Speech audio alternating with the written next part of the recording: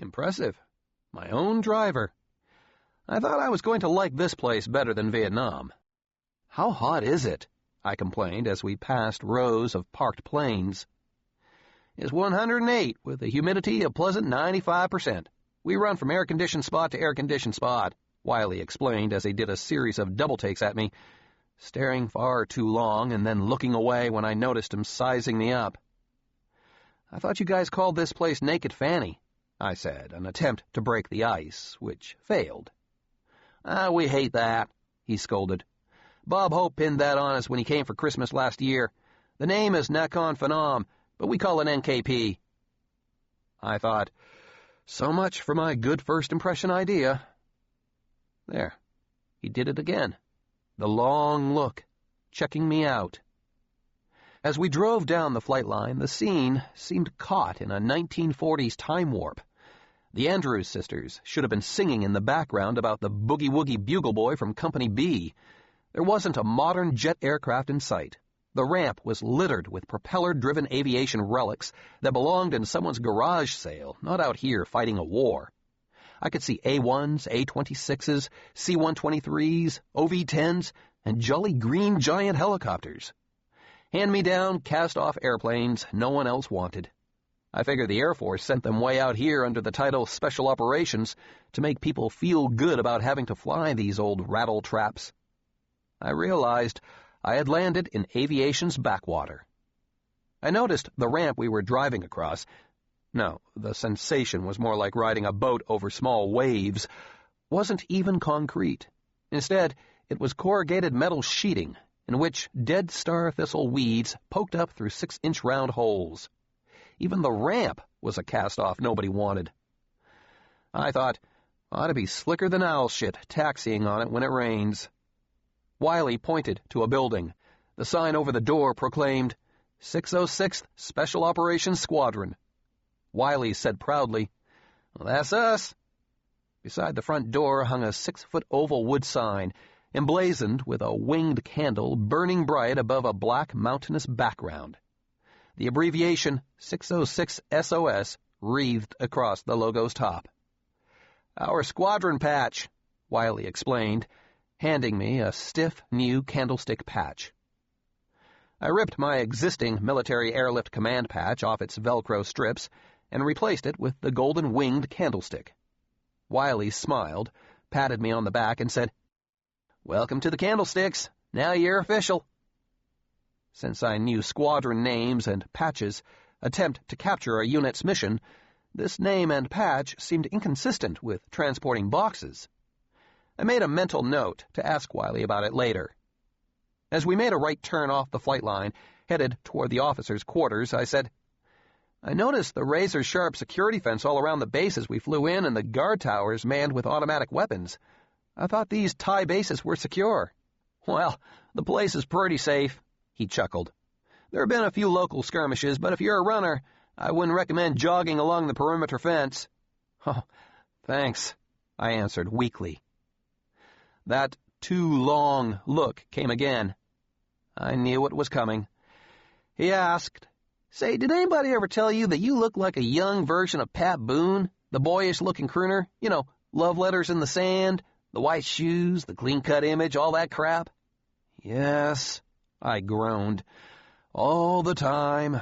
I had to live with that sappy image all the way through high school and college. I'd rather not start that here if you don't mind. Wiley was perfect. Sure, no problem, John. As we drove down the block, I noticed the place seemed deserted. Where was everybody? The base should have been hopping with activity. Strange. An eerie feeling came over me. I should have asked Wiley what the big deal was, but kept my mouth shut. No sense asking more dumb questions, confirming my ignorance. After 3 blocks of driving past rows of shed-type buildings typical of Thai bases, Wiley parked. I picked up my gear and we walked across a wide grass front lawn to the quarters I'd been assigned. Grass? The dead brown grass blades crunched under my boots like broken glass. The rainy season doesn't start till November, Wiley explained. I saw maids along the long front porch cleaning rooms as if the place were a resort. This assignment is going to be okay, I reassured myself. My unease over what to expect from NKP and the fatigue from the long flight both began to fade. I asked Wiley how much the maid service cost, because I didn't have a lot of money to spare and I would rather clean up after myself to save the fee. But he said not to worry. The Air Force paid the maids as part of the deal with the Thai government in Bangkok for letting us fly out of their country. A man our age, resembling Robert Redford, was sitting on the porch drinking a beer under the mercilessly hot sun. Waves of sweat sheeted down his face. Why was he outside in this blast furnace? Wiley introduced me. "Mark, this is your new roommate, John Halliday." I offered a handshake, but Mark did not look up from what he was doing. I could see by his blank, distant expression he was off in some private world all his own. He had the plastic rings from a six-pack of something in his hands and was slowly pulling them apart. Mark took each ring and carefully stretched it until it was about to break. Just before the plastic failed, he held it up within a fraction of an inch of his eyes to focus on something I didn't understand. "Nice to meet you, Mark. How you doing?" I asked. 96 down and 269 to go, he mumbled slowly. I didn't understand. What are you doing there?" I tried again. "Watching the bubbles." Mark stumbled over each word. I tried again. "What?" "Watching the bubbles. Just before the plastic breaks, a whole bunch of little bubbles form. I stretch them out to see how big and long I can make them before the plastic fails. It's really neat to watch the bubbles pop." He did it again. Snap. Mark smiled. "Where'd you get all those plastic, holes, Mark?" I didn't know what to call those things. They don't have a name.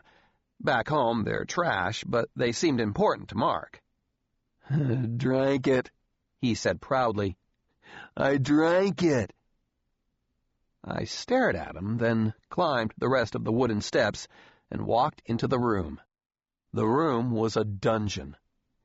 Gray chipped paint peeled from the walls. One light bulb hanging from an ugly ceiling fixture cast a harsh light in the windowless room. Filthy gray linoleum floors. No wonder Mark was out in the hot sun.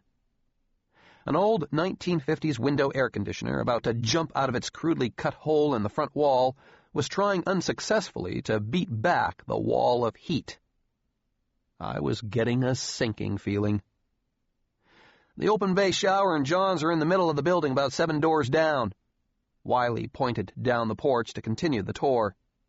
"The Thai maids will walk in on you in the middle of a shower, put their hand over a smile, and giggle while they pretend to be on their way to clean out a toilet. But don't worry, you'll get used to it. It's harmless sport for them." More sinking feeling. So much for any shred of privacy. Mark's bed was closest to the door. He had crudely taped a large monthly calendar on the wall beside his bed. My new roommate had scratched big black X marks through all the previous days.